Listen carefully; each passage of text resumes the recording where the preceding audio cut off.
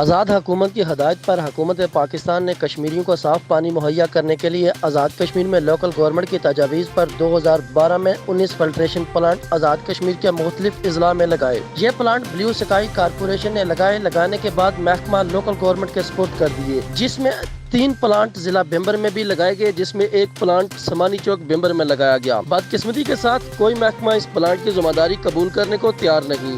Municipal committee local government اور local government public health پر ملبہ ڈالنے لگے۔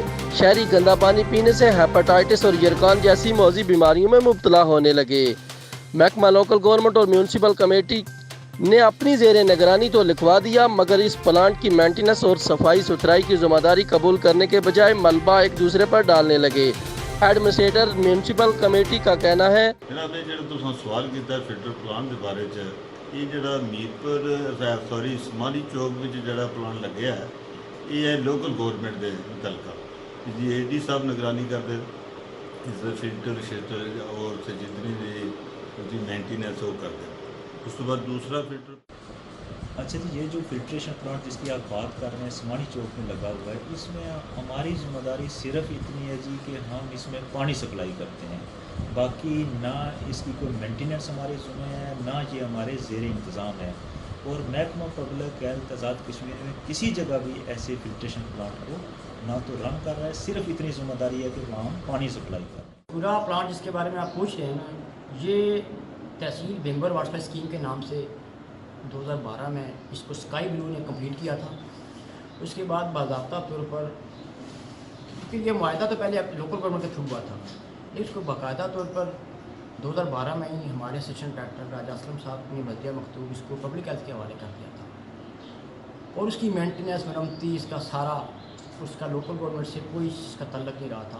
اور اب اس کی پبلک ہیلتھ کے حوالے کے بعد نہ ہی لوکل گورنمنٹ نے دیکھا ہے اور نہ ہی، لیکن یہ آج سے 2012 میں یہ کمپلیٹ ہوا تھا۔ اور اسکائی بلو ایک پرائیویٹ فرم ہے جس کے اگریمنٹ کے تحت لوکل گورنمنٹ نے MOU کے تحت اس کو کمپلیٹ کرایا تھا۔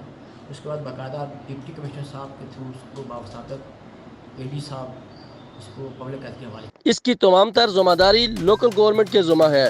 محکمہ لوکل گورنمنٹ کے SDO حسیب الرحمان کا کہنا ہے اس کی مینٹیننس اور صفائی ستھرائی بذریعہ ڈپٹی کمشنر پبلک ہیلتھ کے ذمہ ہوئی۔